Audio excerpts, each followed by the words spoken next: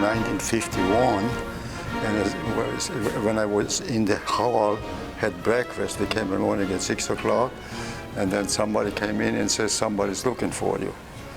I said, who can look? Who? Nobody can. There's not anybody here. And then a guy came in, and I played with a guy in Austria, and the guy came in and said, I played with him back home. And his brother was there, and I told him that I'm coming. And then my brother-in-law, I have a brother, and it wasn't my brother-in-law those days, it was Nick Friedrich, and I said, he's a good soccer player, so if you want. And then in the evening, that was in the morning, Tuesday's morning. In the evening, we were on the soccer field practicing, but it was Austria. That was Danubia at that time. And we played till 52 for Austria. And then Father Lani came up, because Lada would play for St. Stevens. Then Father Lani came up. I said, I want to make a team just from the Donauschwaben, and we want to give him a name. And then Schaefer Peter, I don't know if you know the guy, he insisted he wanted to be Danubia. And then we all agreed, and it was a Danubia. And then we started in 52. And the first game we played in 52 was against Italian. I never forget it. And we won 4-1. That was a big triumph for us. And then we keep playing and playing and playing. And we didn't do bad. And then in, what was it, in March, yeah, we decided to get married, my wife now and I. And then we went to the Father Lani, to his office, and told them that we like to get married. He said, yeah, I marry you only one condition. He told my wife, and my wife said, what is that? He has to play soccer, he cannot quit.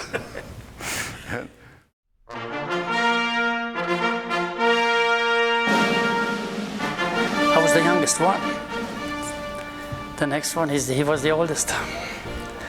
And we're still around. What I know, there's still 6 more of us, and the rest of them are gone. But let's go back on. I think it was September 1952. We had our first game with Father Lani. He was so proud.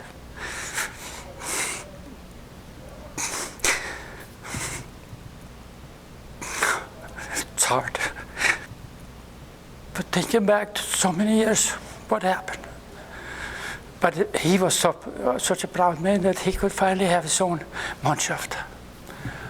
And we lost him way too early. But, I've been playing for Danubia until 58. And then the army called. I had to go to the army, and when I came back, girlfriend wants to get married. So we got married, and that was the end of it. But we always came to Danubia. Our trainer was Reds Franz. He was my uncle. Yeah. And we used to gather at your house all the time. It was a small house, but a living room, you know. Yeah. And of course, I looked at your sister too quite often. I was only 16, but she must have been 12. I know. It's a long time ago. All the time. It was all the time there for training, for everything. I mean, that was football, you know. You had it in your heart. Always wanted to be there. Well, I'm so happy to see you. It's hard to believe it's already 60 years, and I came to Los Angeles in August 1952. I don't know, was it the beginning or the end, but I met this Franz Kudja, and we played together in Austria for a couple of years in the junior team. And so when I came here, I met him right away, and he said they're going to start a soccer club here named Danubia. And well, and I think I met him the first week I got here, and well, and I think the second week I went already to practice. They started practicing, you know, at the, not far from St. Stephen's Church, and so I started right away practicing, and I think we had, when was our first game? In September, so it's hard to remember any dates, you know. So they put me at half, as auf Deutsch, half, and we played a different system there, and we had 5 offensive players and 5 defensive players, so I had to watch the good goal scorer from the other team, you know. I played till the end of 59, so but they wanted, I got married in July 58, and my wife became pregnant right away, and I had a baby next year, and my wife wasn't a soccer fan. She still doesn't watch soccer. I still watch soccer, follows. There's no bigger soccer fan than me now.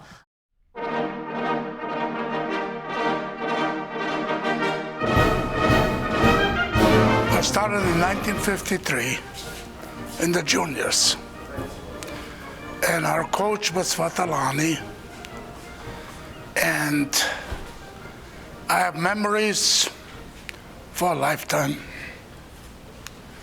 And I played through the juniors, then I started playing for Danubia, and then came the thing about going. St. Stephen's started the team, and Peter Whiteman was my coach. And then it came down to, what do you want to play, for Danubia or St. Stephen's? At that time, St. Stephen's had a better team. It was a Donauschwaben team too. And we all stuck together and we played. And I have memories from the young kids you would not believe. We played soccer with our heart. You know, like we were half Germans as a Donauschwab, and we always loved our country. And up to this day, which is 2012, I'm still a member. As time went on, I left St. Stephen's and went to play for the Kickers. I came back and I played for Danubia. And down the road, I knew a guy that played soccer in Stuttgart. We met on the soccer field, Stefan Bestelreiner. And that's the best thing that ever happened to Danubia when he came. He knew how to coach, he knew how to play, and he was an honest human being. And that was, up to this day, Stefan is still my best friend. When I spell friend, I spell S-T-E-F-N, Stefan. And most of the kids, like yourself, you should know, he was a hell of a human being and still is. But one thing for sure, I'm proud to be a Donauschwab. I was born in India, and I always will be a Schwab. I'm German by heart, but Schwab comes number first.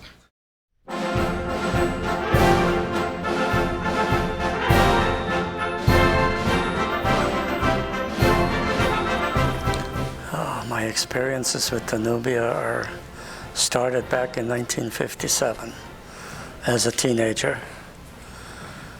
And so that's about 55 years now. I've been associated with Danubia in all aspects of the club, from the bottom to the top and back to the bottom again. And I enjoyed every minute of it. And I don't regret a moment I spent my energy for Danubia as a player, as a officiating member, and and I hope, I'm very proud of being a member and honored, able to be a member of Danubia, and only wish that it can continue and that instill that camaraderie and friendship to our youth coming up, hopefully. I coached the reserve, and with that team we brought the first championship to Danubia, and that was in the Greater Los Angeles League in the 60s, early 60s. Or mid-60s, I should say. Father's Day picnic. They go back a long way, and that was Danubia originality. We used to have it at El Dorado Park. Plenty of brats and chivapchips you used to make. And of course, the beer was overflowing, and all the women, the wives, were all helping out. And it was a great occasion that everybody wanted to do and enjoyed it. And today, it's the Vereinigung is continuing that tradition we started, and it always happens on Father's Day. I joined Danubia in 1957 with the junior team. I started playing, and played there with the juniors, I think, for 2 years before I was graduated to the first team, which was 58, 59. Yeah.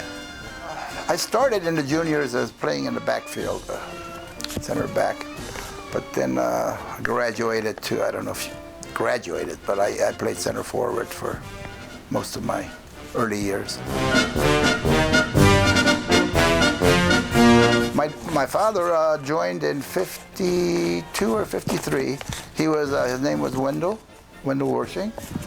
I remember when he first started playing, every Sunday we would go. He would take all the kids and we would go.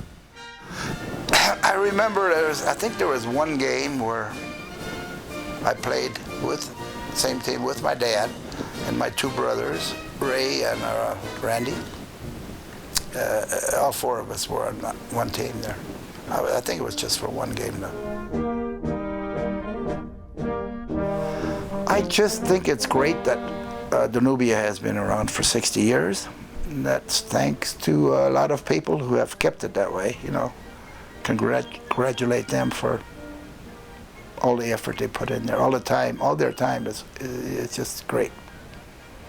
And I will cherish the memories for the rest of my life.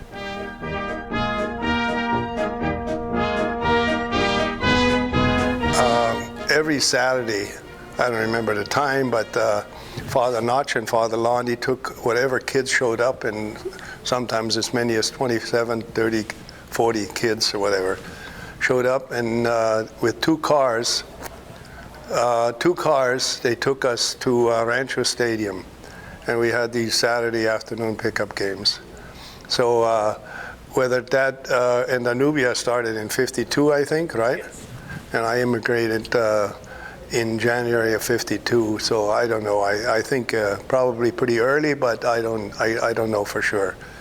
But we played then later on in 1954, 55, Greater LA started the youth league, and our church, of course, had two of the teams, and there were 4 or 5 teams. But before that, sometimes we played exhibition in front of in the Coliseum. I remember one time, you know, and a few things like that. But you know, my memory isn't the greatest anymore. goes with the territory. But it was Danubia, of course, was always very dear to my heart. And the first team, I think it was like 57, 58. That's when but I was a member, of course, before, and we played. I was in the youth team, and played as Danubia, I believe, in 1954, 55 in the Greater LA Soccer League, in the junior thing. I played until 1962, and then drafted in the Army, When I came back, Danubia had a professional team, wound up in 3rd place. And I was really, when I came back, there were a number of our friends. We went to the meetings, and I think we were instrumental of coming back to an amateur type of team. And I think a few years later, I think Danubia even won the championship. After a while, I went into the 2nd team. And I think I was 33. I pulled a muscle, and I wouldn't have stopped, but my wife told me to stop. And then, but then now, of course, when you get to be 50, you need a game where the ball waits for you. Now I play golf. But if I had a choice, I'd still play soccer. That was my passion. I actually even played. One year I played on 2 teams. Played in the morning on one team and then the afternoon with Danubia. But not that I was good. I wasn't good. I was okay, but I wasn't good. To us, the big argument against professional at that time was soccer to us was about friendship, because we were not that good. But the best thing about Danubia was always after the game and the togetherness, and that's what made Danubia special to me anyway. We always said Fußball is for the camaraderie and for the social aspect of it. To me, Danubia was always very dear to my heart. Still, it was a lot of fun.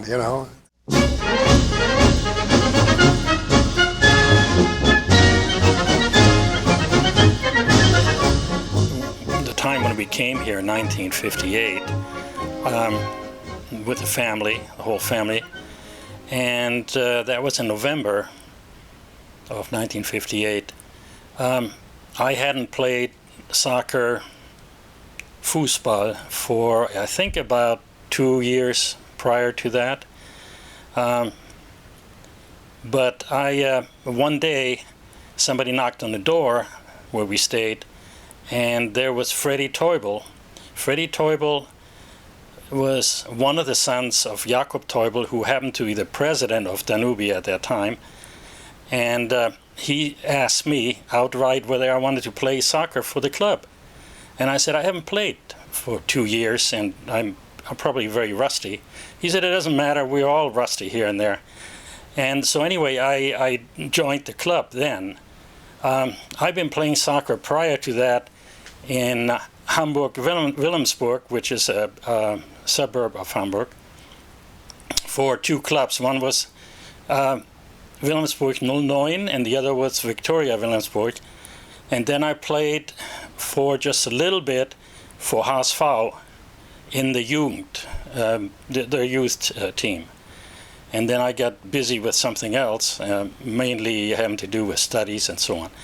But anyway, after we came to the States, I started playing for Danubia, and there were actually the 2 old-timers were still playing on that team that time, and that was Peter Weidmann, Sr., and Lawrence Schwartz, Walter Schwartz's dad, and the rest of them were all younger guys, meaning around my age, 19, 20.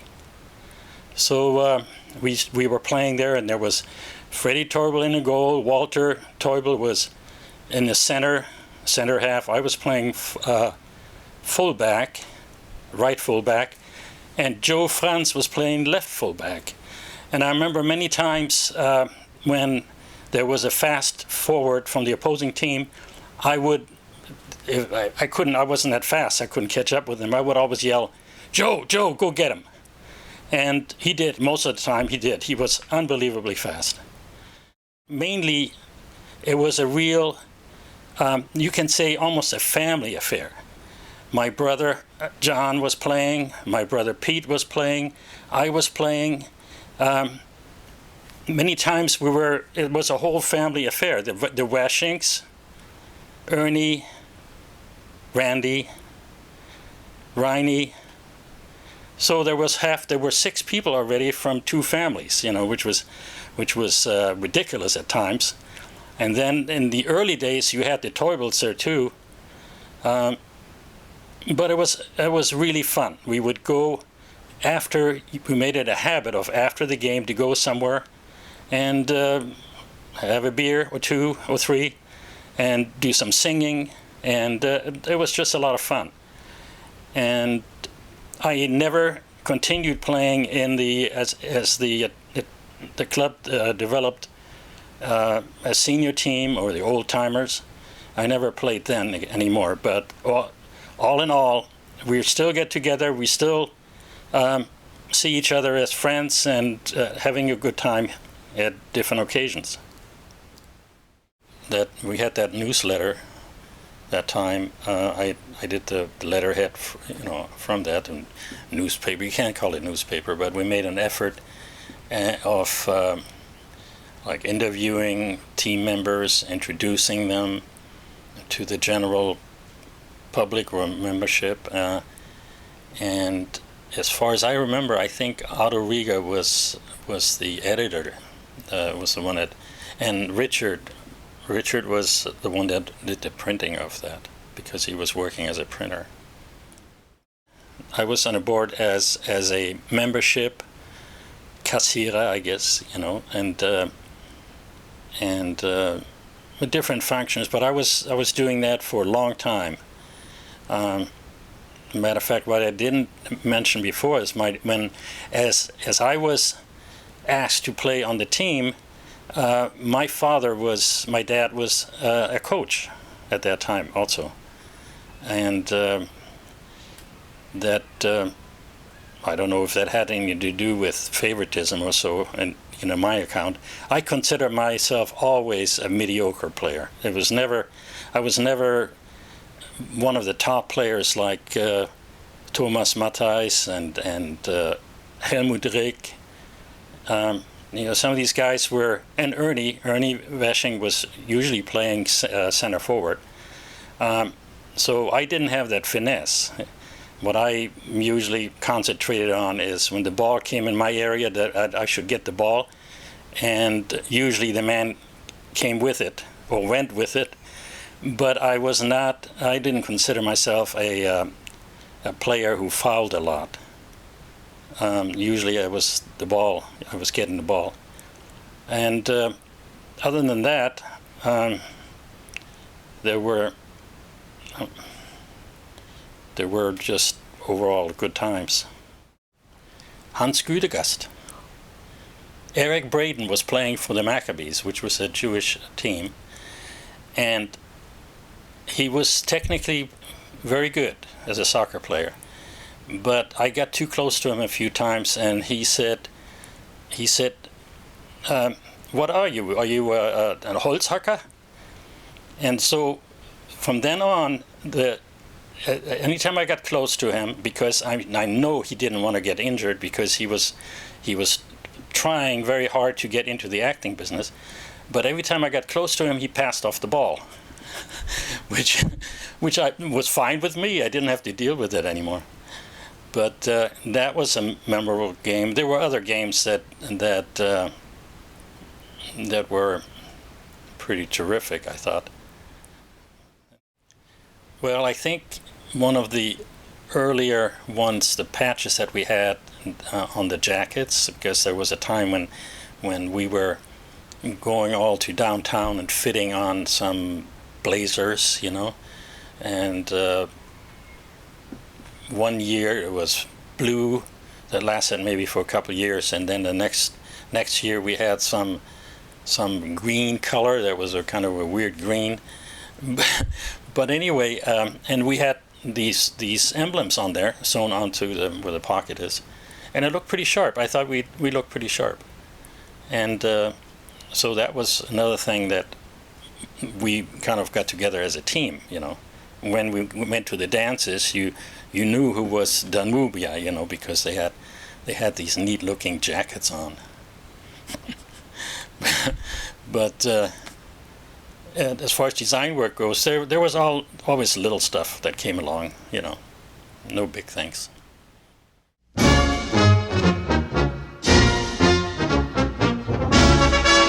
First started playing soccer with, I was a Jugendmannschaft, or the youngest ones they had was in the teenagers, I guess you'd say.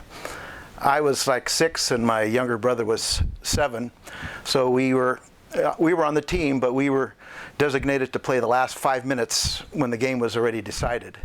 But that's something that stands out in my mind. I'd never forget. And it just started us on our way for playing Danubia throughout the years.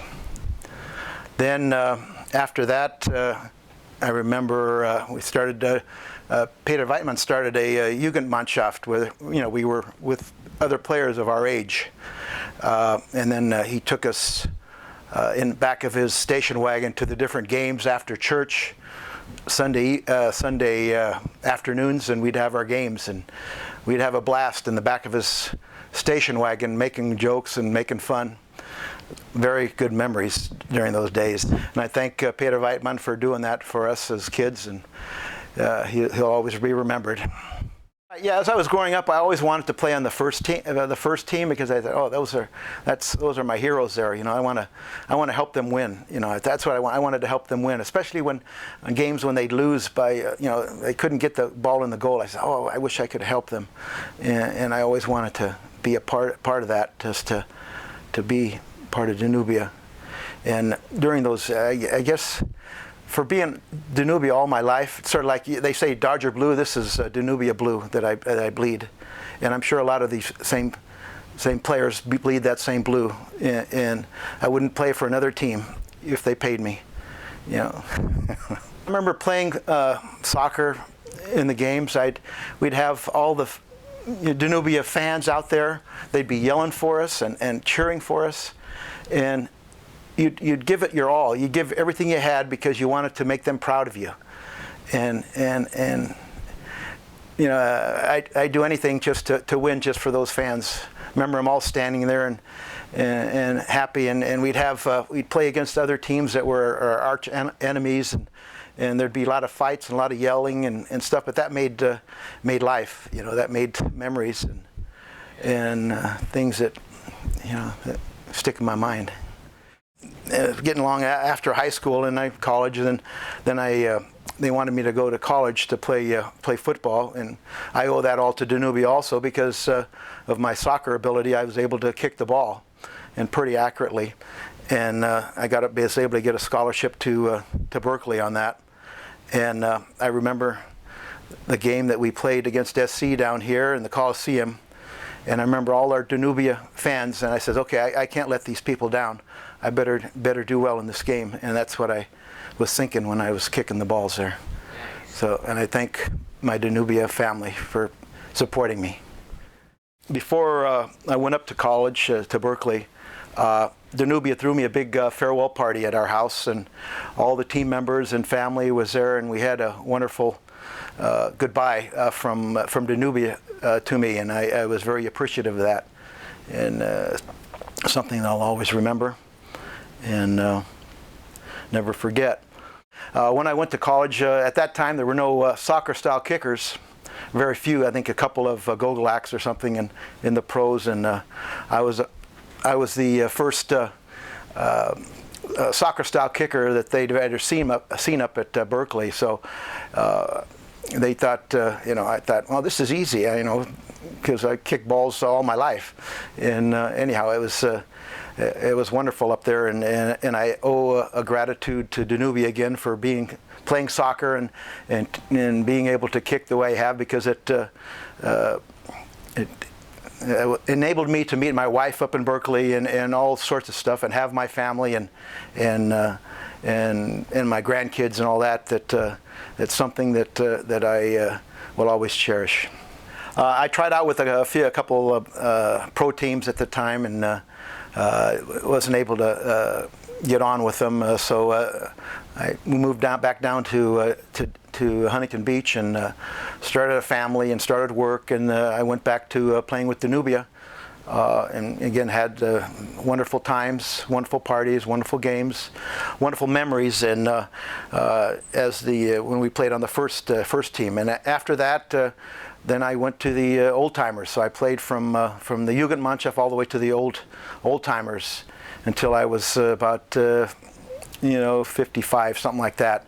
And then finally my knees have are no longer good. I probably need I do need a new knee replacement, and so I wasn't able to play anymore. But if I could, I would, and I'd give up my knee to play with Danubia anytime. I vividly remember the Detroit game that we had. We all went back there for an anniversary, or it was a lot of fun. We stayed with the Dosenbergers, and they put us up. And I remember we were driving back with the Dosenbergers to their house because they put us up, and my brother Ernie got sick, and he sort of threw up out of the car window, and Mrs. Dosenberger said, "Sepp, der Pu ist krank." So I go, "Oh, geez, that's something that Ernie and I will never forget." And we thank the people in Detroit for a wonderful time, and the Dosenbergers especially. At that time, that was all we had was Danubia as an escape from everyday life, and our families were closer, and we for entertainment we'd go and play soccer. Nowadays, people don't have that. They have other interests. They do all sorts of stuff out there that's taken their time and family's time away from them, and that's something that I think is lost in this day and age, and I wish we can go back a little bit and bring some of those times back, because that brought families together and Danubia together, because I think now Danubia is not as tight as it used to be, because of everybody's spreading out. The families are getting bigger, and there's nothing that binds them like it used to, where that's all we had before. Now there's so much other things going on in the world. Those people back then were, I'd call them pioneers. They led us to the United States, and I've never said that to many people, but my family owes them a debt, and I truly appreciate Father Lani and all the pioneers, the Danubia, the Donauschwab, for letting us be a part of that group. I want to thank Father Lani for sponsoring our family to come to the United States, and to give us hope to get into the United States and become a family with members from our community back in Yugoslavia. Something that I'll always cherish, and thank Danubia forever.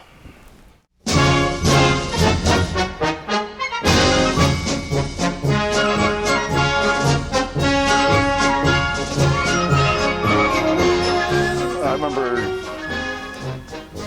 really well as far as starting out in 50, I believe it was 58, in the juniors, along with my brother and several others that are still around.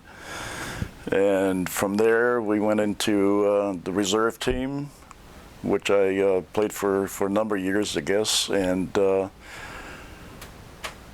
then took over managing the first team in the 66-67 season, which I'm extremely proud of, because I thought, in my opinion, that was the best team the league offered that year.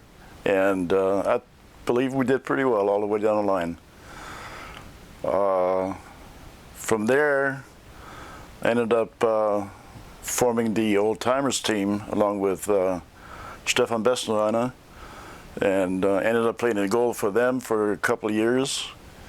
And then finally decided to hang up the boots, and that was my career with Danubia. But very fond good memories, good camaraderie with the guys, and I hope it continues, and the club has a lot more success as it goes along, and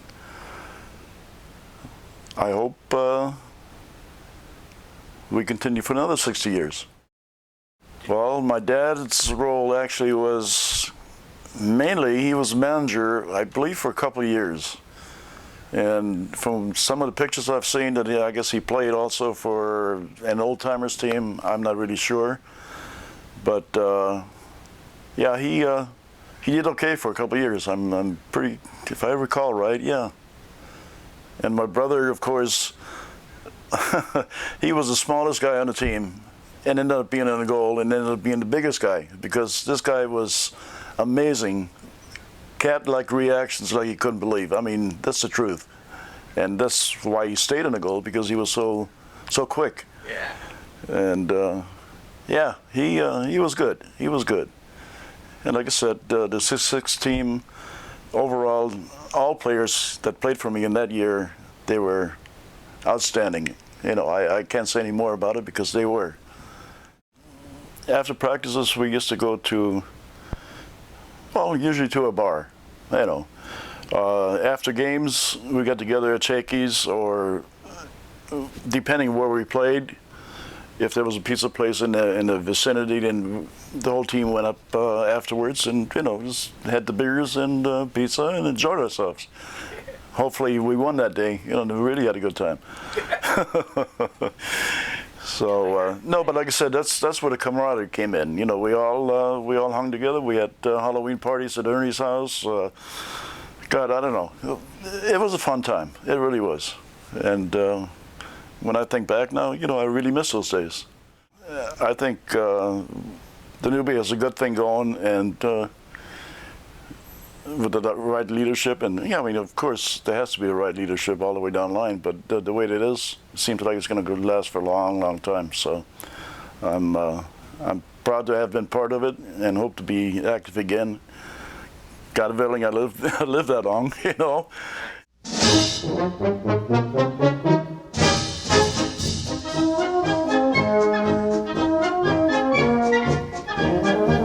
Well, I can start back in the juniors. When was that? Season of 58, 59.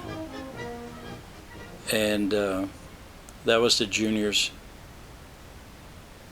I remember some of the first games. Yeah, it was kind of fun. And then, of course, we turned 17, 18, and then it went, you know, some of us went into the reserve team, first team, and so on and so on. And then we got to play with the big boys, you know. Of course, at that time, a few of us, we thought we belonged with the big boys, and we realized not quite, but, yeah, you know, your ego got in the way a little bit, you know. But you always thought you were a little bit better than the guy next to you, but it was a learning experience. It was fun, but yeah, I had a good, I would say roughly about 10 years. Late, like I said, 58, 59, and then in the 66, I remember 66, 67. We had a pretty good team. We had actually a pretty good team. I really enjoyed it. Now you got to remember, we came over, and so did everybody else. We were, because of our ethnic heritage, okay? So we latched on, and soccer was our passion. That's how we grew up. So, of course, Danubia, and because of the heritage, the Donauschwaben, so that's where we played. But it also allowed us then to go beyond that. Church, you know, the social aspect, okay? Church, the dances, the trips we did. Oh, just fantastic. Sometimes I have great memories, better memories through those trips, the social interaction, than at the soccer games. Skiing, the desert, the beaches, the dances. But the social interaction, it was really tight. It was really a nice, very, very good group. Camaraderie, you know, it's just, and basically we grew up from, you know, young teenagers into adulthood. And of course, that's most of us, that's how we met our future wives, partners, you know, through that ethnic heritage, through church and the dances and so on. So, talking about going back to the high school, I remember some of those earlier days. Otto went to Belmont High School, Otto Rieger, that is. And he was already kicking for the football team. And he was one of the first, if I recall, one of the very first players, kickers, football kickers, that had that utilized the soccer style kickoffs, field goal kicking. Now, you know, he can correct me, but yeah, he was one of, I remember watching, yeah, he was at Belmont. I think at one time, if I recall, he made athlete of the year or something. He was voted, but anyway, we had a pretty good at that time. I think Joe Beital went there also. There was other Germans around there. We had our little clique at Belmont High School, and most of them, they were all older, and then they moved on. But I do wish Danubia a lot more generations of success. They had, I think, from their start in '52, now probably 4 generations, maybe even more. But good luck to everybody.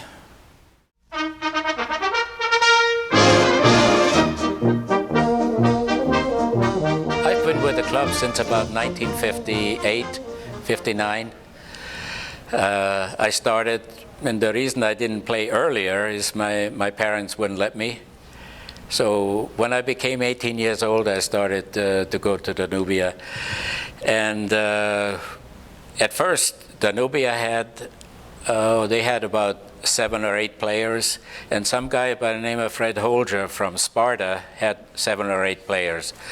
So he's also Austrian, so he came to us and said, how about we join together? And that's how the reserve team became DSV Sparta. And we just played as DSV Sparta until I went in the Army. I went in the Army in '62. Then I came out, and then all of a sudden Danubia had enough people, and we started our own reserve team. Then I moved into the first team, and I had a great time. I was not a technical player, but there were very few people that got past me, and that was my strength. That's the only reason I was allowed to play. And P.D. Weidmann's dad, or Rene Weidmann's dad, was my coach, and those were times. He benched me more than I played because of my technical disability, and but I had a great time. I played for the first team for about 7 or 8 years, and I remember one year we were 0 and 9. We lost every game. And then Pete Schunk and I made the suggestion, how about instead of getting together after the game, we get together before the game. The next thing, we won 12 games in a row. And those were good times. I mean, we had jugs of wine before the game. We emptied it. At halftime, we drank water. But before the game, and it was great. We had good times. I have the fondest memory of my Donauschwaben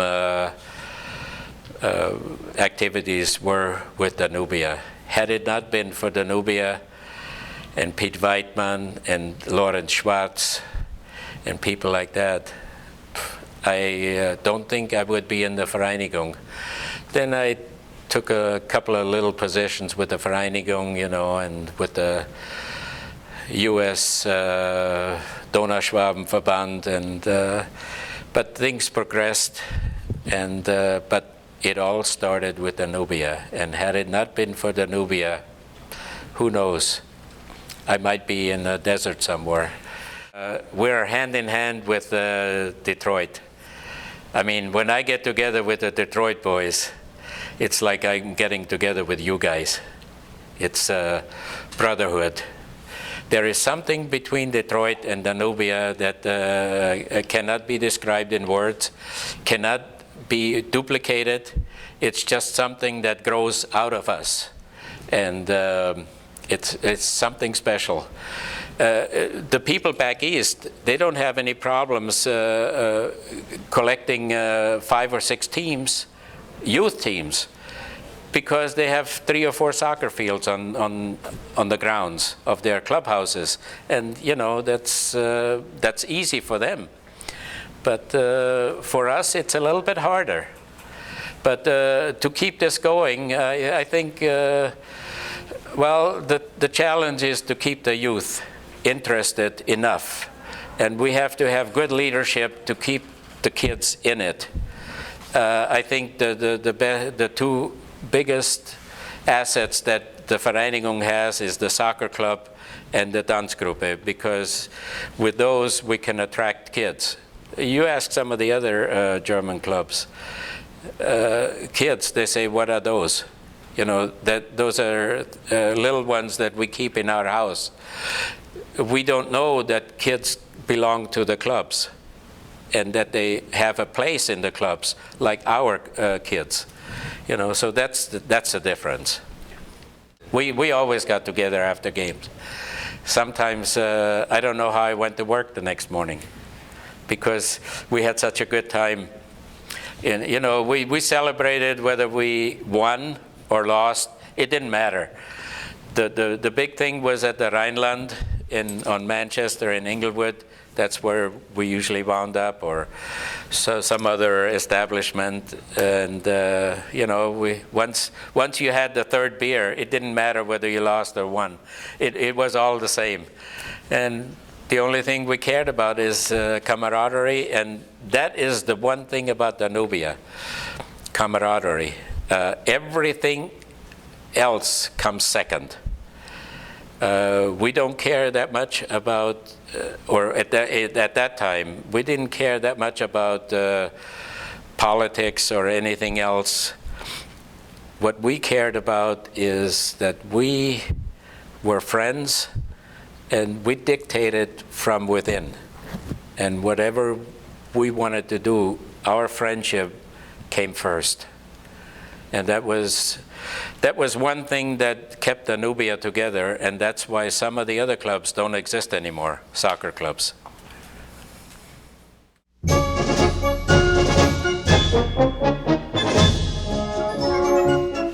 I started playing when I was still in high school in 1959. It's been a long time. At that time it was pretty tough. Once or twice a month we had dances at the Bayern Hall. The women would, on a Saturday morning, would go out in the morning, buy groceries and meat and stuff. In the afternoon they'd go to the hall and do the cooking. Us guys, we had to go get the beer and the wine and the drinks and so forth. And at night we were bartenders, and when the dance was over we had to clean everything up and put everything away. Got home at 3, 4 in the morning after cleaning all up, and 3, 4 in the morning, but at 9 o'clock in the morning we had games, or at 10 o'clock. It didn't bother us. We still kept playing. I think it's nice, and I think it's great that we did this, because if we would not have done it at the time, there would be no here today. The club wouldn't exist. And I think looking back at 50 years since then, the club had some wonderful and some fantastic years, camaraderies, and it was just a great club to belong to, and I think we had a lot of fun, and I think it's great that we kept this.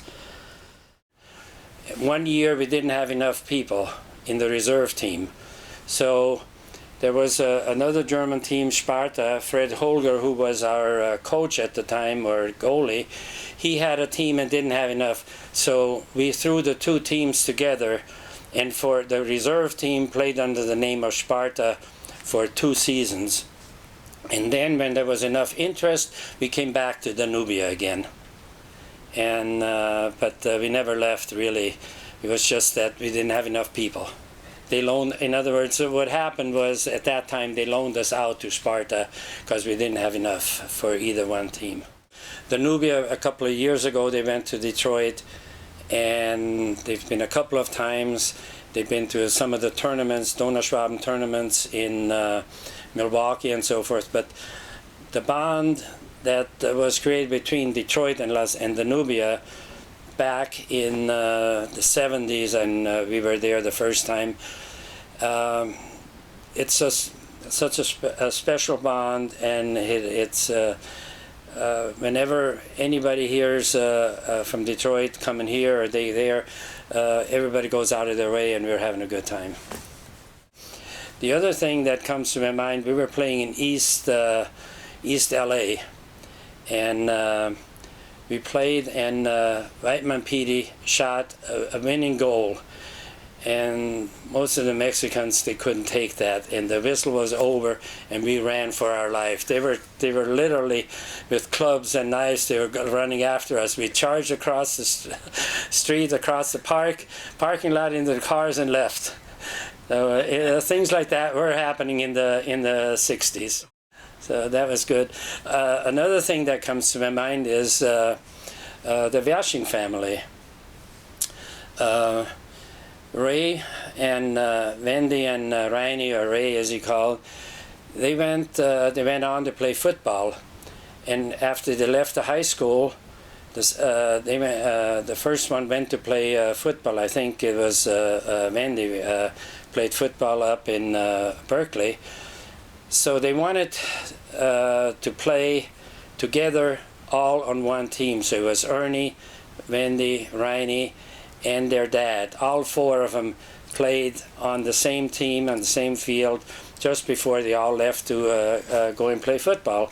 And we all know the kind of football career that they all had, with especially Wendy and Rainy with the 49ers and all of that. But to me, that's always a memory, how they were all, the boys played with their father the last day, the last game, and it was at Pico Riviera. Still remember it. The one thing that I do want to say and does come to my mind is, as much as a friend of Danubia that I was, and as much as Danubia's meant to me all my life, I think it's great, and I would like to congratulate the people that after we left and kind of retired from the club, that they still kept it up. For instance, Stefan Gabriel, my son-in-law, he's been president, I think, longer than any president's ever been of Danubia, and he's done a lot of work. Joe Beital, as I mentioned, in 1960 was with us, and he's still there today. So there's a lot of people. I think Joe and Stefan need a special thank you for having done what they have done for Danubia in the last 20 or so years.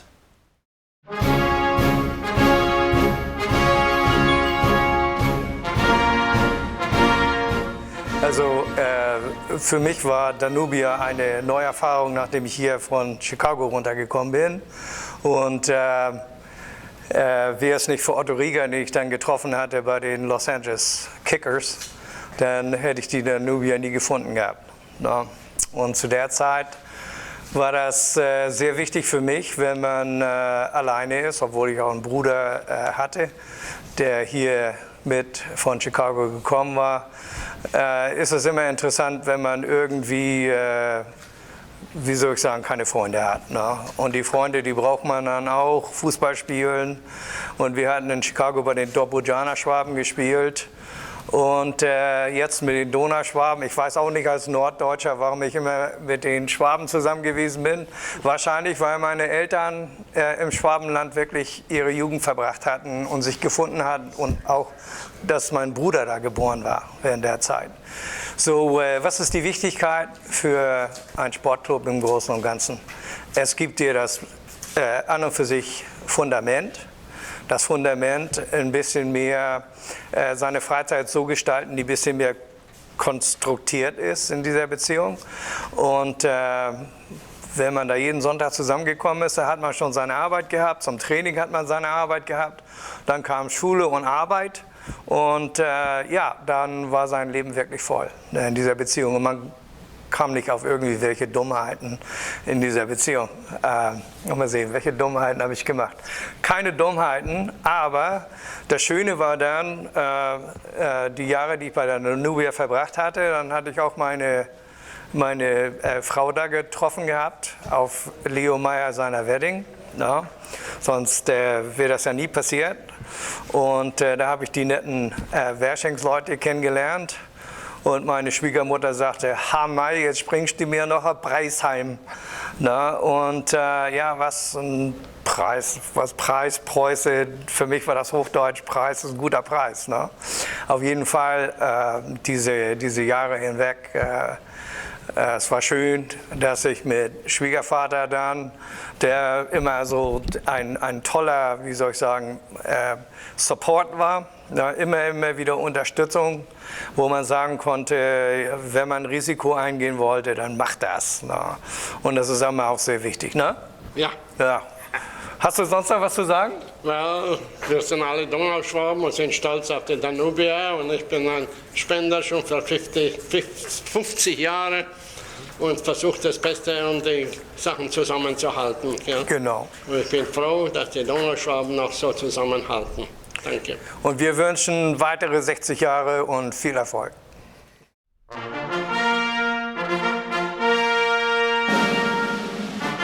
In 1965, when I came out of the Air Force, I joined Danubia. And even though we had the best professional team one time, everybody got paid. Everybody got paid except Otto Rieger, Hans-Werner Friedrich, and myself. And we thought we were going to kill them that year. Guess what? We ended up in 6th place with all the pros. P.D. Whiteman taught, he was our manager or trainer, whatever you want to call it. And for some reason or other, Dieter should remember, he taught us to play the 1-2 touch. And we practiced for about 3-4 months, 6 months maybe, 1-2 touch. We beat every team except Costa Mesa, the Coast Rangers. We beat every team because we were so confident with the 1-2 touch. We made the championship, and afterwards we went to Detroit to the most unforgettable Danubia fun trip we ever had as a team. And the rest is history. We became old-timers. Joe is still playing. I just quit about 2 or 3 years ago. But as far as Danubia is concerned, Danubia is one of the greatest social clubs, even though we didn't have a clubhouse. And actually, you know what? I really think because we didn't have a clubhouse, it kept us together closer. Let me explain why. Some of the teams, St. Stephen's, Germania, they had a clubhouse, and when the clubhouse didn't succeed, when the people didn't come and support the clubhouse went under. They had to pay for the rent. Nobody came. The clubhouse went under. And when the clubhouse goes under, the team dissolves. We are still here without a clubhouse.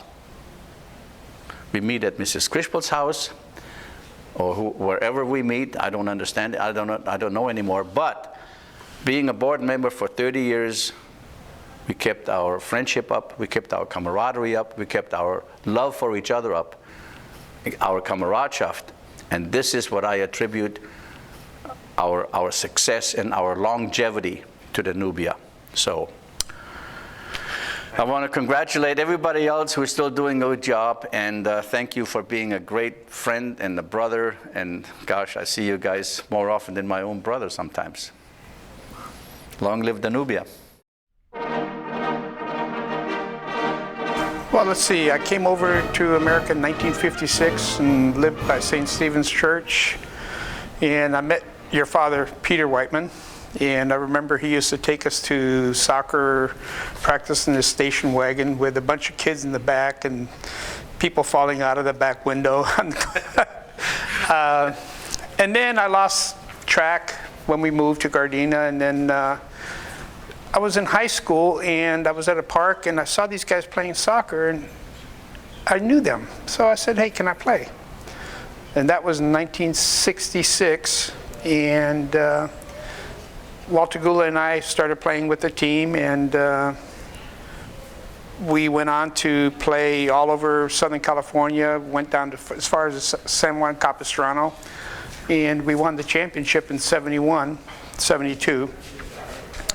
And nothing but a lot of good memories. I mean, turned into a family more than anything else. You know, I mean, it's like we had cheerleaders, we had 300 people coming out to soccer games. It was a big event, and I'm glad I was part of it. And I'm still playing with the Alpine Village Kickers, and some Danubia players are still there. We still participate, and we look forward to seeing a lot of the young kids coming up and playing as we speak. There's a lot of kids now. We just started a new team with Ducks and Cats, and hopefully that takes hold, and we continue to prosper in the coming years. My mother, Barbara, oh my God, what can you say? I mean, she held the club together for all these years. Where would we be without her? You know, I mean, it's just unbelievable what she did. You know, she held everybody together, you know, and a dear lady. Very dear lady, yeah. And I'm glad she's my mother, and she just loved everybody in the club, you know, whether it was the players, whether it was the spectators, board members, whatever. She was just part of. She was Danubia. That's what she was, you know. It was unbelievable. It was something that you look forward to going out to. You know, you went to church, or whoever went to church. Then the game happened, and it didn't happen, just finish at the game. We went out together for dinner. We went out and hung out. Same thing on practice nights. We were friends. I mean, it was an event. You know, it wasn't just something that, hey, we're going to go play and then finish. It was an event. We enjoyed each other's company all the time. I don't think there was anybody that we disliked or anything, but it was just everybody had a great time together. So. Well,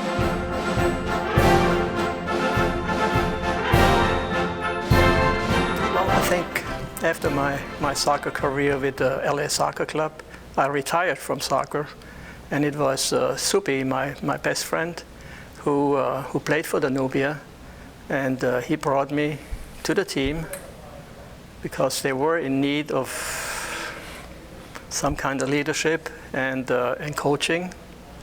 And it was, I think, it was in this 1970, the year 70, when I joined Danubia. And I think in the following year, I became the coach. And what I remember at that time was that Danubia was like a social club, even as a team.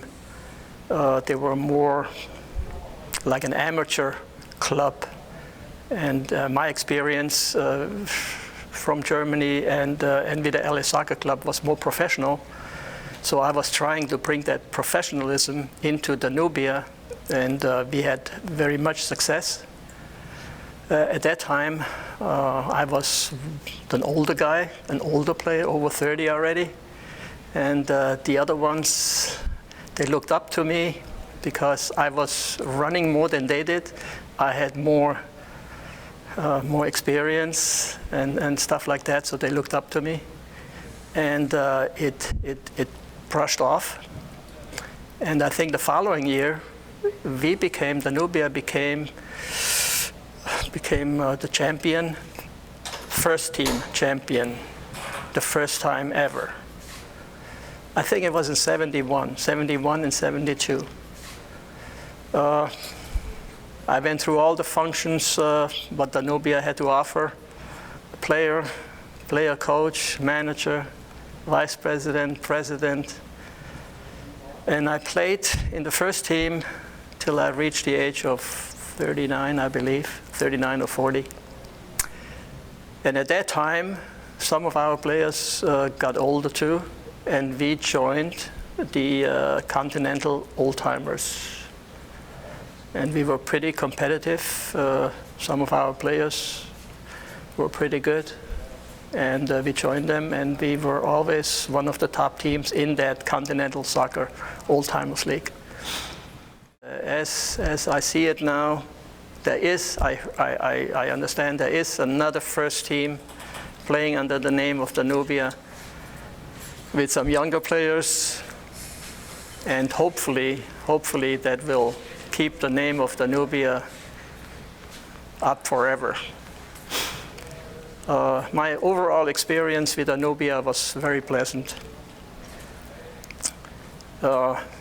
We had camaraderie while we were playing, after the game, before the games, and it was just a nice, pleasant time we had. For the upcoming 60th anniversary, I hope and wish the best for Danubia. The year I started was 1970. It was also the year when I came to the United States. So I'm not a Donauschwab, I'm German. So when I first came here, I basically was looking for friends, and I did play soccer before in Germany, so I happened to live in Gardena, and there was a team practice in there at Sportsman's Park, which is on, I say it's on Century and Normandy or something like that. So there was a close way to go, and I met the people. First person I met was Leonard Lawrence, also called Soupy. And then I met the rest of the gang, and they were nice guys. And like I said, I've been with the team for a long time, and it started in 1970. There's some Detroit trips and Chicago trips, but Detroit trips were probably the craziest ones.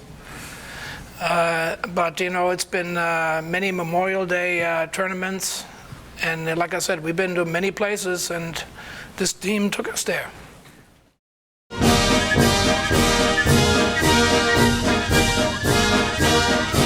I've been with Danubia since I was 10 years old. I came over when I was 8 in '56, so I started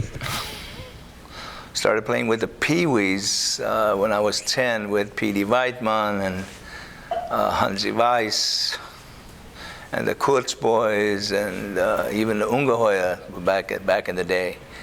So I played with the Pee-wees for a few years, and then stopped playing for about 5 years, and then I played with the reserves during high school, and played with the reserves probably 10 years, and then another 20 years or 15, 20 years with the old timers. So Danubia to me is like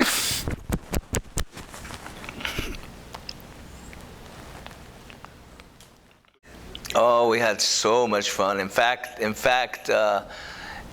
years ago, somebody asked Ernie Weiss. He said, somebody that wasn't part of the Danubia, they said, "What is Danubia?" And Ernie said,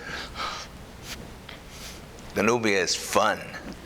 And that's exactly what we do. We're all about fun and friendship and camaraderie, and it's just a wonderful club. So back when I was playing with the reserves in 1976, we played an evening game. There were a lot of factors that contributed this freak accident, but we played an evening game against a Saturday night game against the Artesia Telstars, and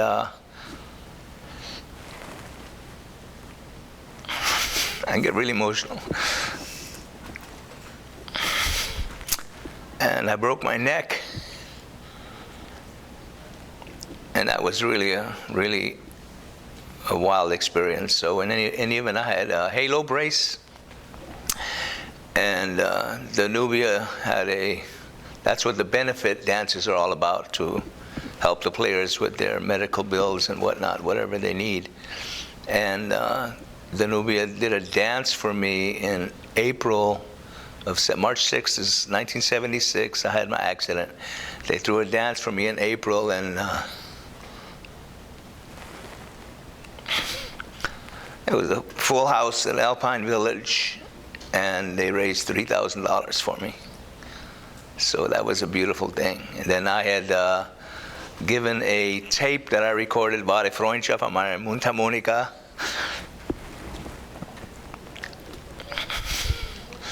And Ernie Weiss played that tape at Alpine Village, and he said everybody was crying. So anyway, I love Danubia, and congratulations to our 60th anniversary, and I will be there with bells on. My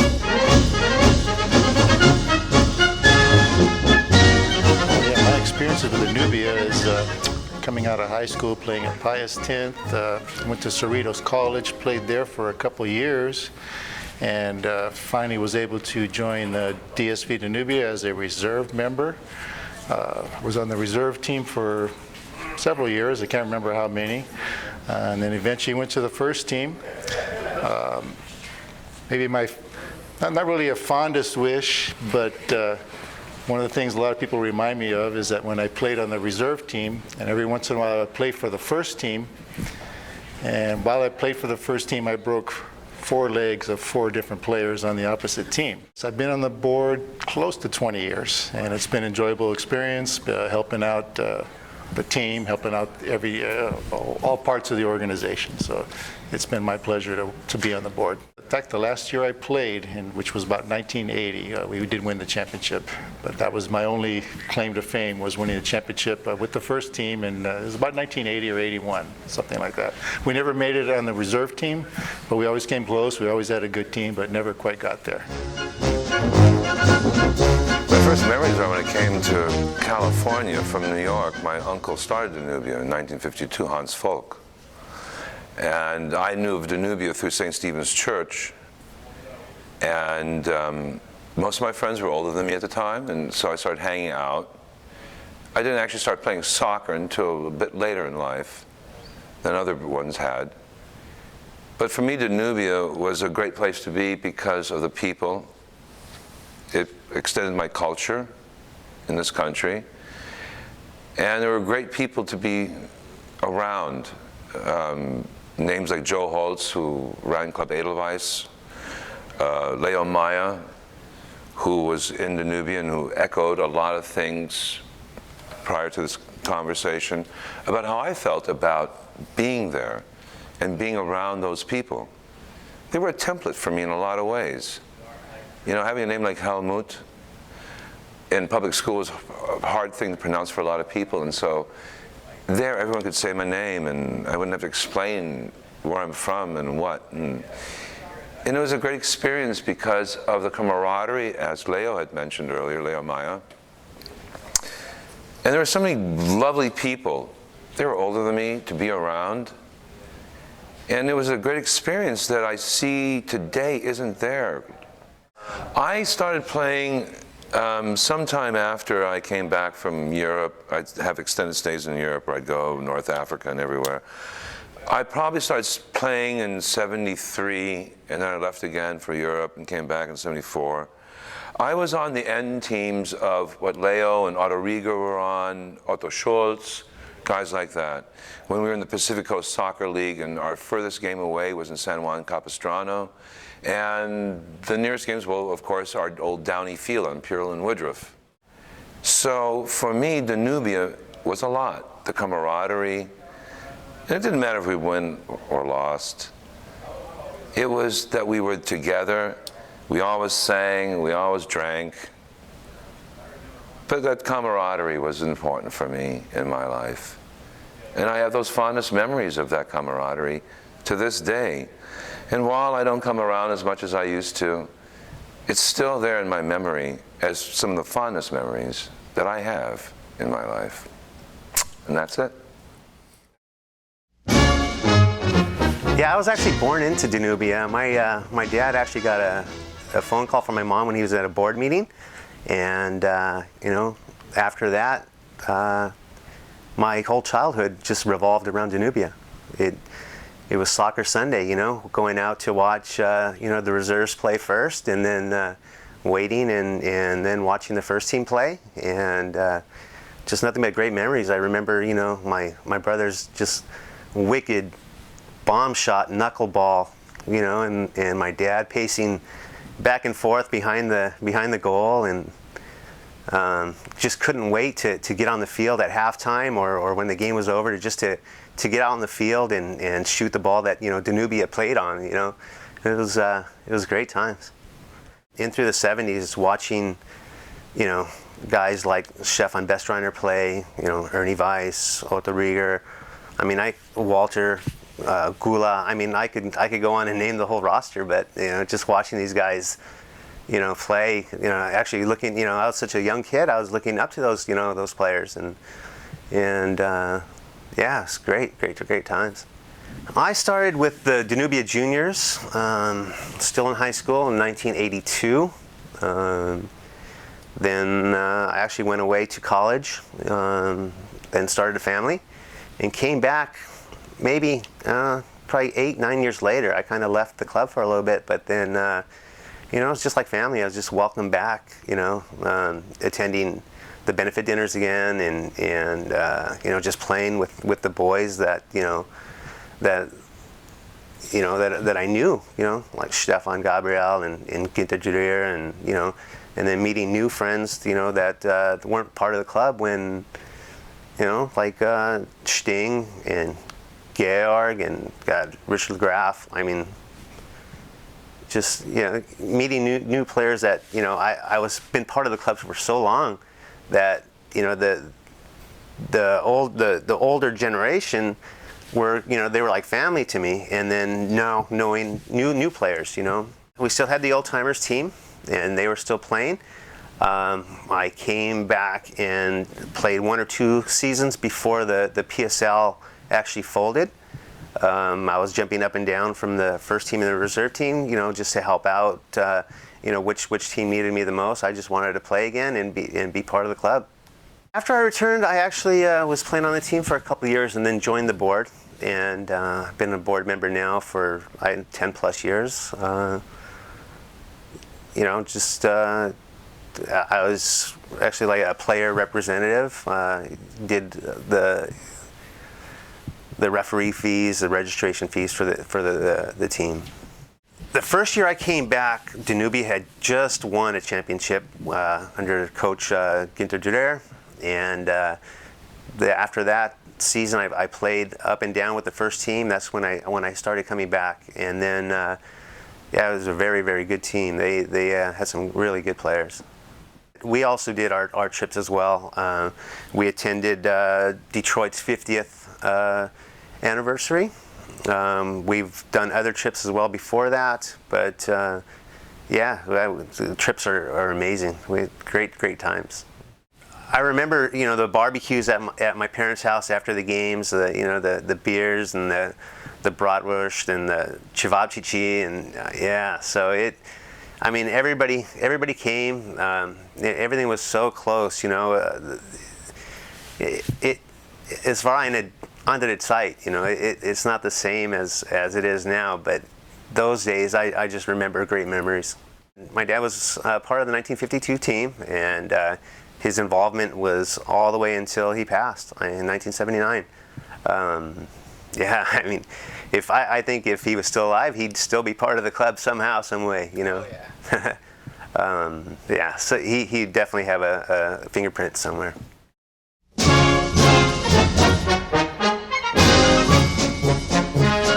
Well, let's see, back in, I want to say 1978 is when I came to Danubia.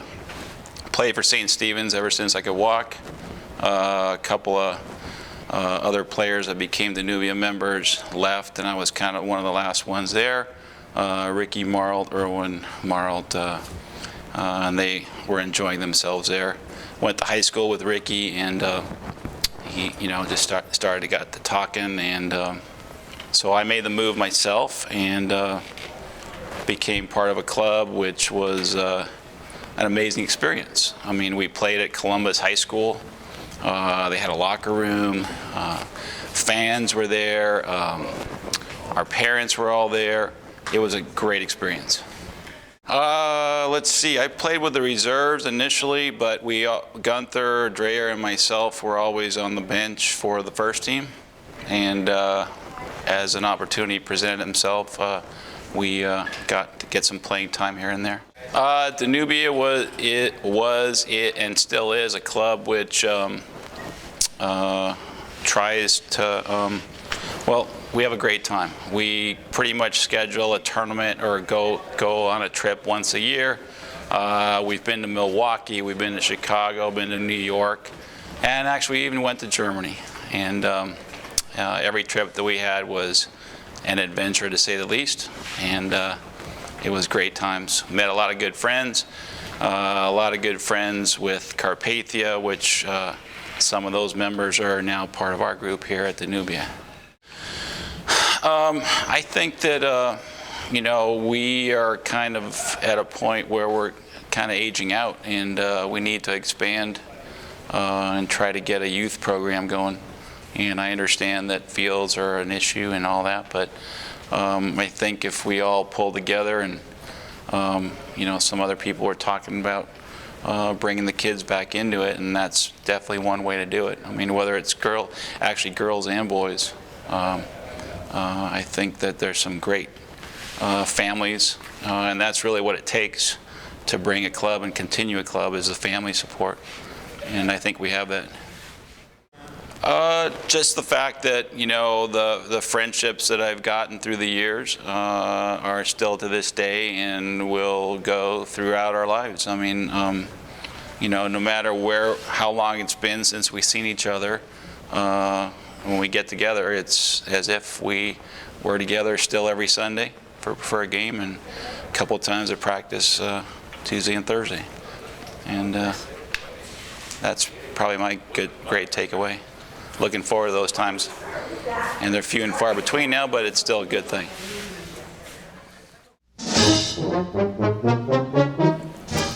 I joined Danubia. Well, it's a historical kind of question, because Danubia I was with LESC, and my parents were there, but all my friends were with Danubia. And as time went on, we came over to Danubia because it was a younger, more hip, fun atmosphere with soccer. And my brother Ron and I came over with Stefan Leppold, Stefan Gabriel, a bunch of us from LESC came over and played. And it just went off. We had such a great season of soccer that led to another great season of soccer, and the camaraderie, and just everybody afterwards getting together, and it was a good mix of old and young, you know, and it was just a lot of fun. Good fun. It was, you couldn't beat that. We missed not having a soccer club, but we made do. You know, after a few years with the reserves, playing with the first team, having some great season with the Stefan Bestenreiner as a coach, and John Radel as a coach. Wonderful times, you know, with our wives, our children, our girlfriends at the time. Then I went on to coaching the reserves, and because we were looking for a coach for the reserves, I stepped up, and we had 2 really good seasons where we went to the playoffs, won it one year, and runner-up the following year, and that was wonderful. Just great, good soccer. What Danube is to me is an extension of my family. It was an extended family, Kameradschaft, a lot of good friends, just through and through. You know, in the years I spent on the board in Club Edelweiss doing the ski trips to Mammoth, very memorable. And the other things about Danubia over the years were the tournaments that we went to and expanded onto the trips we took to Milwaukee. Okay, I'm going to say Milwaukee again because, yes, Milwaukee. And we'll leave it at that. And then, oh, well, Chicago too. Okay, let's leave it at that. Okay. Detroit. Cleveland. I don't think more needs to be said. Those guys that went know what happened, and the fun that was experienced, the Kameradschaft, and the great relationship we have with Detroit Club is deep-rooted and will go on for years to come. So those experiences are lifelong and will be passed down for sure.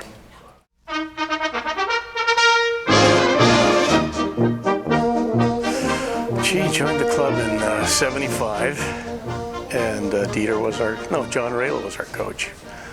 And won a few championships with John and Dieter, and coached a team. A lot of partying going on, ski trips with Edelweiss. Good times. Well, we won one in, it was in 1978. We won our first championship under Dieter Sembrey, and that was in the PSL League. And then there was the Coast Soccer League that we joined after that with John. So, oh yeah, Milwaukee, Detroit, Chicago, all the above. Germany, we went 87, we went to Germany. So that was a good time. Frankfurt, 10 days. If you remember, a lot of the guys will remember that, 10 days in Frankfurt. It was a lot of rain. It was a good time, but we needed to get out of there. Well, we need players. We need help from the youth, from the upcoming guys out of college, anywhere. We just need a support of a younger group to take over. We're just lacking in support as far as the younger guys. They're just not. They come and they go, and we need people that can stay and help out. You know, as not only soccer, but just in the managing department. You know, with coaching and marking the fields, little things. You know, just helping out in general. Just coaching, I would think we won the championship in '94. I mean, it was my greatest experience with a team as far as leading a group of guys, you know, and coaching and to a championship, and won a lot of money that year. Helped the club out a lot. So that was probably my most memorable. Try to get a good soccer club again, you know, and guys like Alfred Kutz's son Dustin is trying to make a move with us, and hopefully he can take the club to the next level and continue Danubia as far as the younger guys go. So that's what we're looking at. I started with Danubia from 1983. I moved here from New York. I played for a team in New York Hoda, Bavarians. And what happened was that I wanted to stay within the German tradition.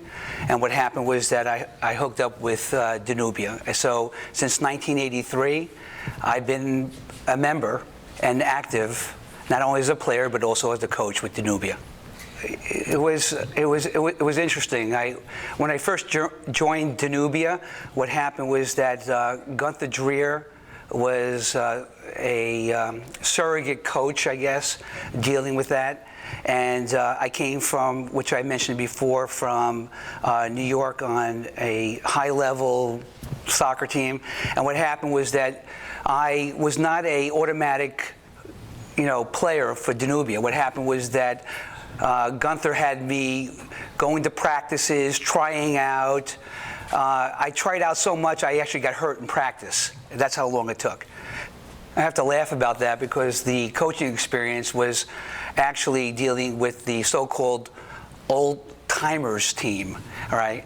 I don't know what defines an old-timer, but I took over the old-timers team, and it was a tremendous experience. What's unique about Danubia is not the fact that it's not just first generation, it's also second generation German. And I am not German, but what happens is that it's that tradition.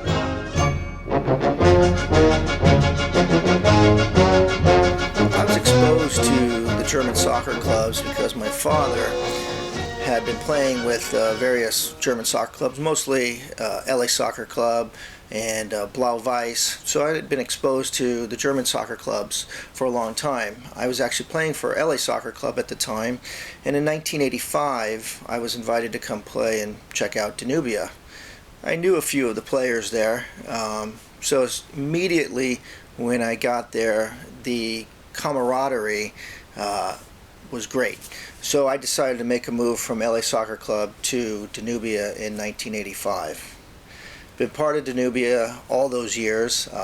I would say we've had some great memories. The ones that really stand out for me are 1987, when John Radel did a tremendous job of getting us to go to Germany. We had a great almost 2 weeks there. We won 4 games, lost 4 games, and tied 4 games. But I tell you, I think we won every game at the bar.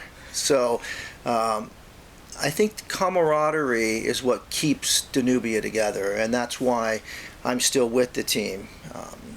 got married in 1992 and to my wife Tina, and I believe that's the year also that I got married to Danubia, because I believe this is my 20th year as president. So I'm the longest tenured president. Anybody who'd like to come and step up and become president, I'd be happy to step down, okay, especially in this election year. So that's wide open, okay. But we've had a great time, and I want to thank my wife and my family, and most importantly, the board members. Without the other board members that have been with the board with me for the past 20 years, I don't believe that Danubia will still be around. So I'm proud of that. I'm happy that we're starting to grow again with a first team, and we're hoping that continues Danubia for the next 20, 30, 60 years. So that's really my goal, is to get the next generation to take it upon themselves, okay, besides everything else going out in their lives, and to continue Danubia. And I hope celebrations like this can show those young people that this is a club, it's just not a soccer team. And you will have great competition on the field, but more importantly, you will have tremendous lifelong camaraderie with the friends that you'll never forget those. So that's what I think about Danubia, and I've had a great run here. I look forward to playing longer. I look forward to being involved with the club longer, and it's really a part of my life.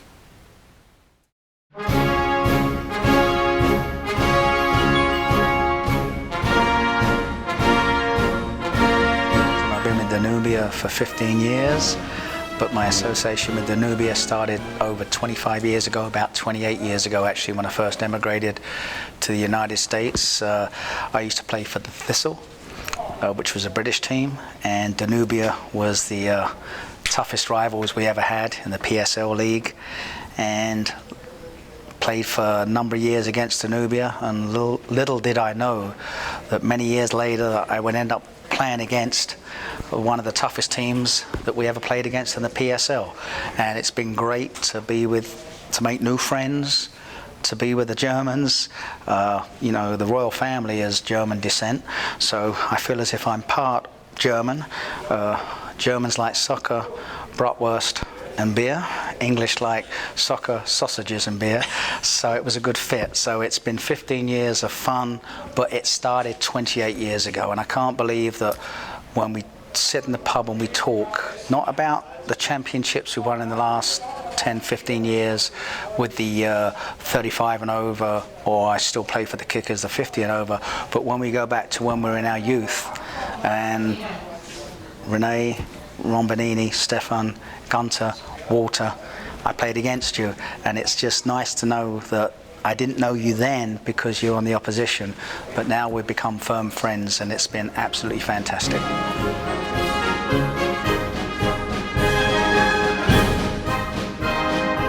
My name is Dustin. I'm the son of Alfred Katz, and I grew up with Danubia from about the age of 0. I grew up on the soccer fields with my father, and I've known pretty much a lot of the guys from Danubia for my whole life.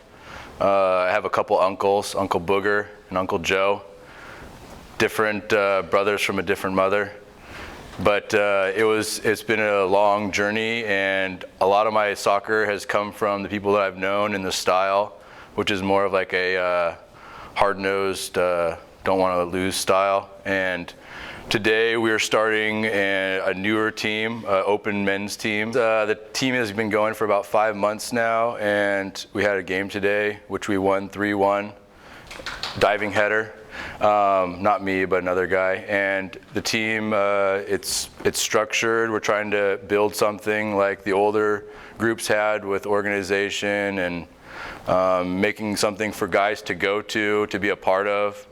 And a lot of the guys are here today to try to show support with the club. And it's overall a good experience to be a part of people that are trying to, be upstanding people and good people and a part of a club that's more than just going to somewhere on Sundays or Mondays or Tuesdays. It's more like your camaraderie with the guys, hanging out and then going into war with them on a Sunday, you know, against other people. So I brought some of the guys here to show. This is the newer open end age men guys. Come on, guys. At least from what I'm seeing, they seem to be happy with, you know, the support and the tradition of the club, which with a lot of other clubs you don't get that. You don't get people who have been around and being able to see, you know, somebody who's 70-year-old, a 50-year-old, a 30-year-old, and now there's, you know, we have some guys on the team that are 18 now. So, you know, they've never been a part of anything like that. They've never been like part of a club or something where it's a little bit bigger than you as an individual, you know, and it's hard to break some people from that kind of tradition where they just think of themselves as like, oh, it's just me. I'm like, I don't want to wear this shirt and show like I'm play for this team or something like that. And so, you know, you start to break that and you show that if you start to build something, it pays off in the end because you have something to go to. Yeah. And you have friends forever. Right now it's getting one team that can compete, you know, with anybody at least, or, you know, if they're going to compete with anybody, you're going to go in as hard as you can. It's time to win some games. Yeah. Sweet. Yeah. But the legacy in the team is what's interesting is that when we travel around to different areas or different arenas to play ball, and here we are, and people walk up to us all the time, and now they're seeing our shirts, and they're asking, oh, where are you guys from? And then the other thing they're saying is, we've played there. We have a player on our team now, and he's French. Wow. He's not German, but he's French. And his girlfriend's grandfather used to play on Danubia 60 years ago. Yeah. And so he feels connection to the club. When we're out there and we're wearing our colors, they're watching us. Yeah. And they want to beat us bad, which isn't really that good of a thing because they always like. They want to beat us bad. Yeah, it's weird. Like they'll be calling, like you have a game and they bring like 2 or 3 teams because it's like, okay, well, thanks. Yeah, so we're gonna need some support. Thanks, Renee. Yeah. We're gonna need some support.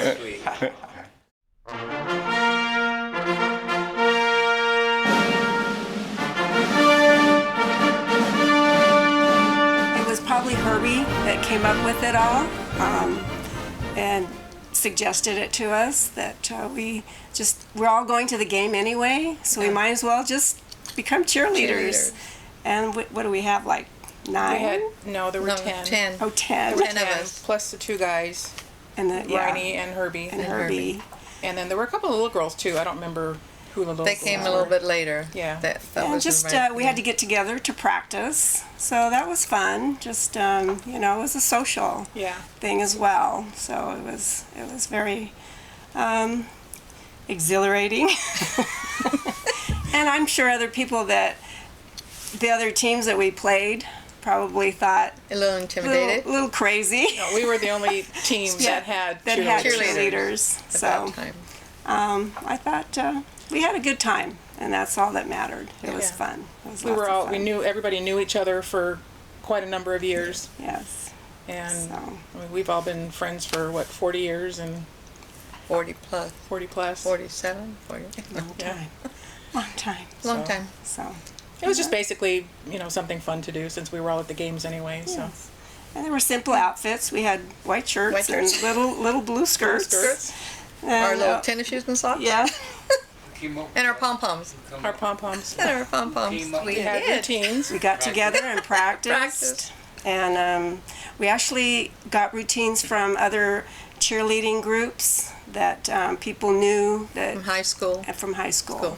So I think we were just cheerleaders for 2 years? 2 years, maybe? Not more than that. Not more than that. Yeah. No. 3 of the cheerleaders that hooked up with the soccer players. I did. There was Veronica with Otto. And Bridget and Dieter. And Helen Gula. Yeah, Helen Ketch Helen with and Walter. And those are the only 3. Those are the 3. Yes.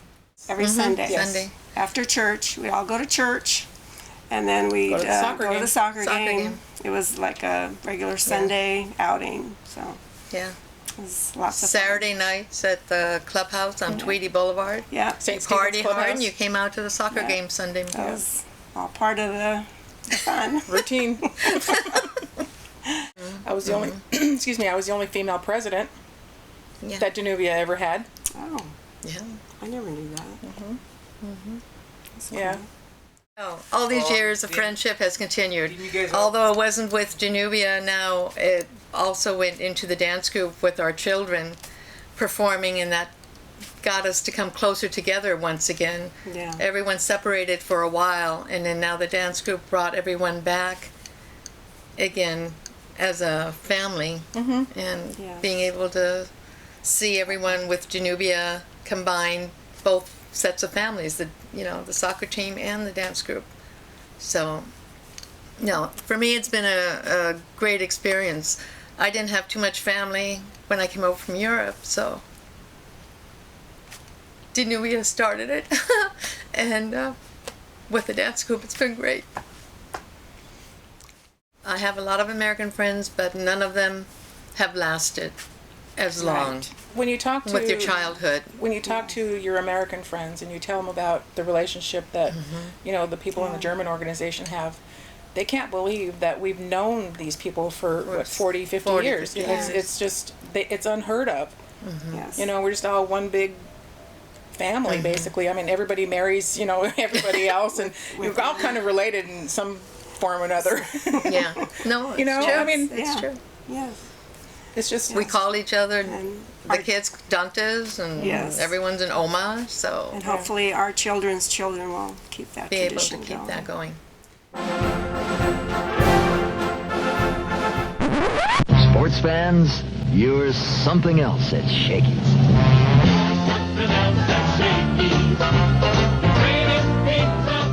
I'll never forget the Shakey's experience. After practice, we would go to Shakey's just about every time after practice.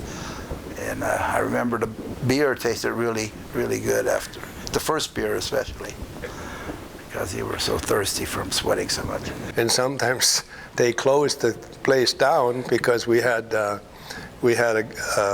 was it Frankie? We'd come in there with Frankie Terre. Frankie Terre was playing accordion. Frankie Terre, I think he was playing accordion. Frankie played ziehharmonika, and we sang. We sang for hours afterwards. Shakey's Pizza used to give us free beer because we were entertainment for all those Americans who might have been in Europe at one time or another in their army careers or whatnot. And we would be getting our beer, there, and the owners of that Shakey's, or whoever that was, the manager, always brought pitchers of beer free, because after a while, because we had the music there, and we were singing the songs, and believe it or not, the manager said that would be attracting customers back in there, and there were more and more people coming in because we were making all that records, and the manager would put out at least 9 pitchers of beer for us, and then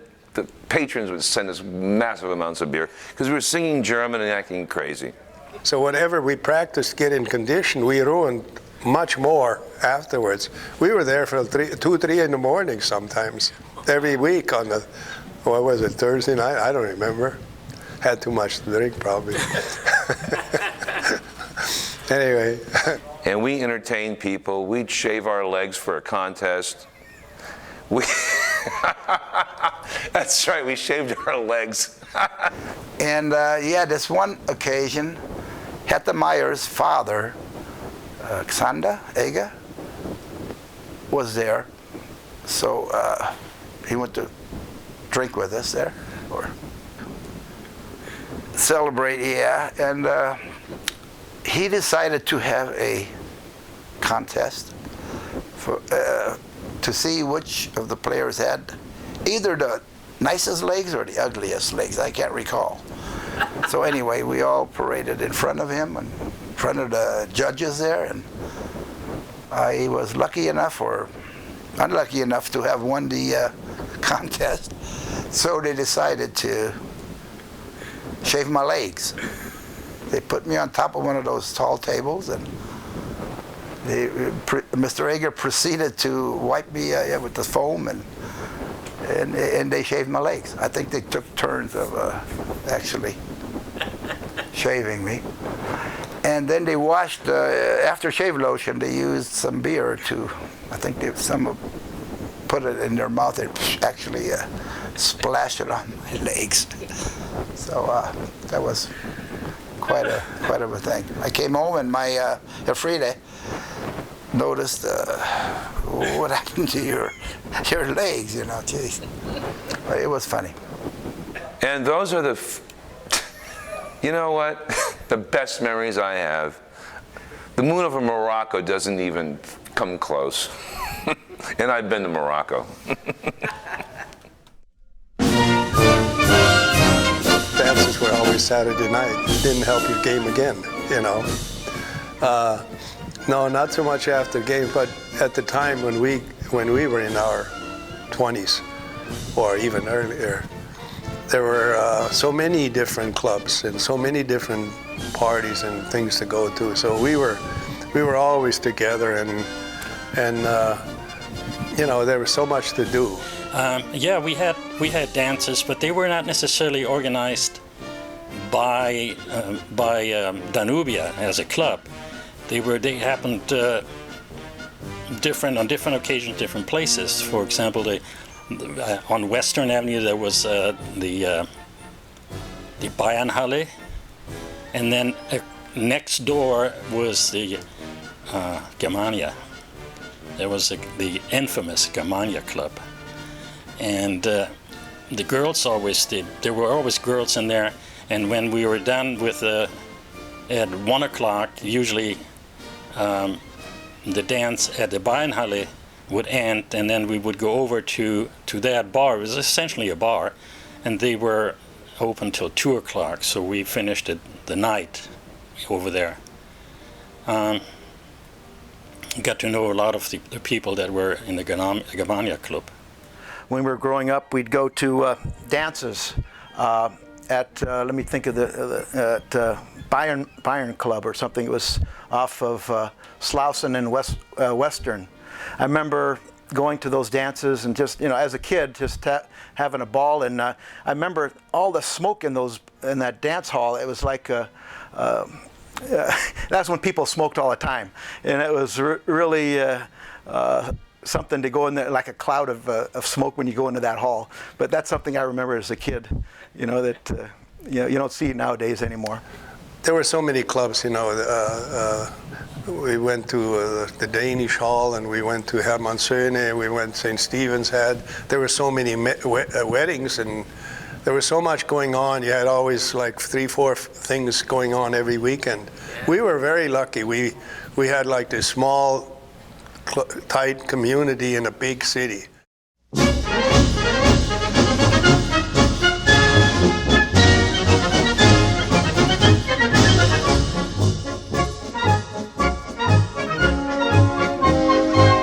I had outings before Club Edelweiss ever came into existence. And that's why Club Edelweiss emerged. And Otto Riga is the one that instigated the whole thing. Said, well, we might as well bring the whole thing into the club. And so that's what happened. There was a detachment. I was taken in charge of Club Edelweiss, and Otto Riga was in charge of Danubia. The sailing trips we enjoyed the most, and we had some great pictures from that sailing trips. I chartered the Swift of Ipswich, which is an old schooner, and out of Santa Barbara, and that was a lot of fun. I think everybody had a good time. Skiing trips, we had water skiing, we had snow skiing. They all came out great, every one of them. I hope everybody had a good time. At least that's what they told me. Water skiing, we had, of course, my old friend Bill Evilsize. I had a boat all the time, and we used his boat mostly. And towards the end, Leo Meyer brought his boat till it broke down, and we had another friend that brought a boat down. So we had 3 boats. Rented 2 barges. We had a party on the barges. It was fun. First time up on water skis was at Lake Kaweah for Water me. skiing was the houseboat. The houseboat. That was the fun part, the houseboat. Yes. where there were probably, what, 50 people on Yes. a houseboat that was only supposed to hold Sleeping 20? up or lower. No. There's no beach there, so you had to be on a houseboat. Had to be on the houseboat. We had campouts at Lake Kauai when we went water skiing. We had close to about 40 people coming along. So that was fun. Lake Kauai mostly. And then we had outings in Catalina. I went to Catalina and on the boat. And the people that didn't fit in the Bill's boat, they hopped onto the ferry, and then we picked them up in Avalon. Brought them back to the campground. Yeah, those are good times. Snow skiing, always a good time. Actually, Leo Meyer and myself and Hans Gratzenguss were the first guys to go to Alta. And that was a fun time. It was a great time. We started going to up to Mammoth, and we had a lot of trips in Mammoth. We always stayed nice places, as cheap as we could at the time. We were all newlywed and didn't have any money, so. But we always had never failed to have a good time. We would get up to the main lodge, go up at lunch, and all meet on out in the open, sit down, and the Baluk boy, he brought his accordion, and the Americans were just looking. He says, "What is going on here? There's 30, 40 people with kids, and everybody is sitting in the snow, having lunch and playing accordion and singing, and we had some good times." And then the snow skiing trips. Yeah. We used to go up on the bus, all of those bus rides.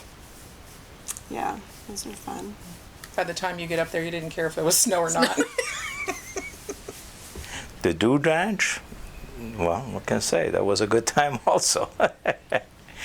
Where was I found this place in Luzerne Valley, and the guy charged X amount of dollars, had X amount of rooms, so we split the whole thing up, and they had a pool. He rented out motorbikes. He had horses, and we had some great pictures of that area and that time. It was great.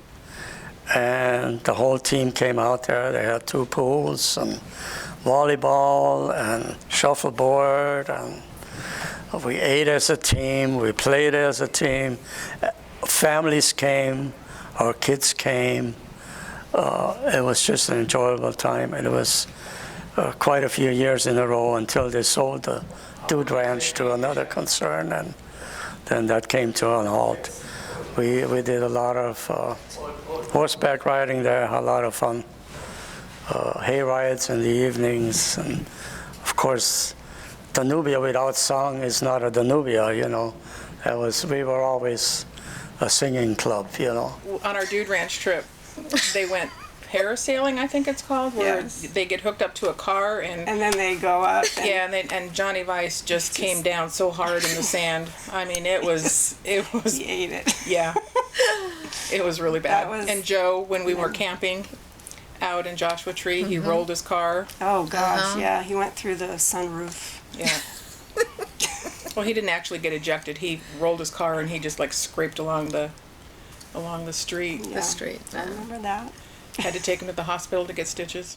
The offshoot of Danube Club Edelweiss, the dude ranches and sailing trips and skiing and things, they gave you something to do. And those older guys were my template in a lot of ways for the way I would look at them and say, when I get older, I want to kind of be like that a little.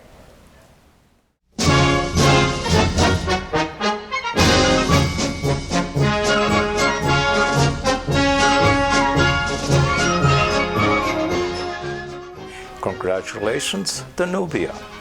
Congratulations to the club on the 60th anniversary. Gloria Danubia. God bless you.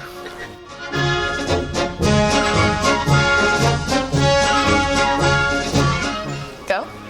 Okay, congratulations on 60 years of family, friendship, and soccer. We love you, Dad. Go Danubia. That's it. That's good. That's it. That's all. Yeah, that's really exciting. Family, fun, and frivolity. You know what? Good. We want to be a little civic.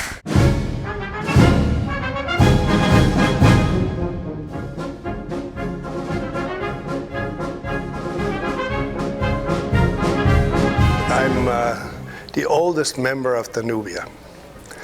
A lot of people will dispute this fact, but it's true. I joined Danubia in 1948-49 in Salzburg. I have witnesses, Adam Amrein and Han. We were 8 years old or 8 years old. We joined Danubia and played with the Danubia youth in Salzburg. Only a few days and then a few games and not much, but we were members. We were card-carrying members. Too bad I don't have my card, but if you want to, I'll get your names and phone numbers to verify my information. Yeah, anyway, I thought I'd throw this in because I think this is very important.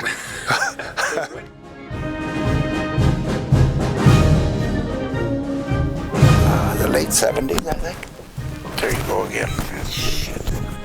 Shit. We used to go camping. What is this? The Nude Ranch? No, Dude the Dude Ranch. Ranch. The Dude Ranch, right?